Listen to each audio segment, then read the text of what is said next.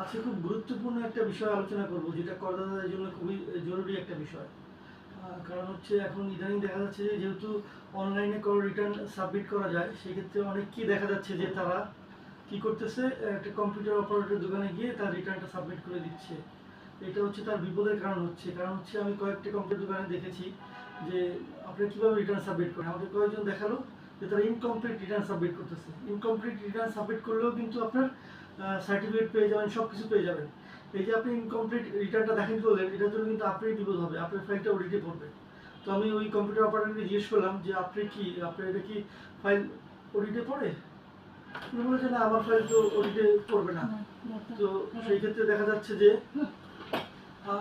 আমার ফাইল তো অডিটে পড়বে না। সো সেই ক্ষেত্রে দেখা যাচ্ছে যে আসলে তার ফাইলটা অডিটে পড়ে যাচ্ছে। তো সবাই তার নিজ নিজ দায়িত্বে এই কাজগুলা, মানে এটা হচ্ছে তার নিজ দায়িত্বে করবেন। আপনি অন্তত কম মূল্যে একটা কম্পিউটার অপারেটরকে দিয়ে ব্যাপারটা করে নিচ্ছেন।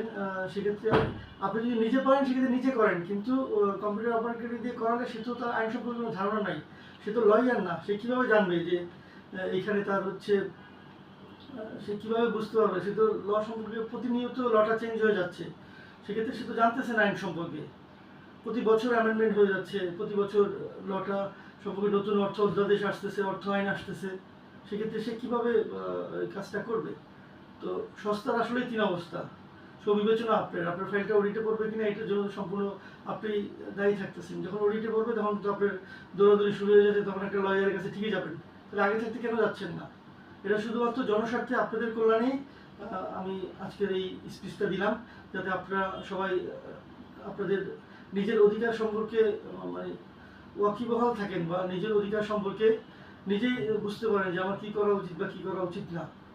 আমি আপনাদেরকে বিনীত অনুরোধ জানাবো, অবশ্যই আপনার নিকটস্থ যে কোনো আয়কর আইনজীবীর কাছে আপনি গিয়ে আপনার ট্যাক্স ফাইলটা করবেন। সেক্ষেত্রে আপনি সম্পূর্ণ নিরাপদ থাকবেন। আজকের আলোচনা এই পর্যন্তই। বিদায় নিচ্ছি। আল্লাহ হাফেজ।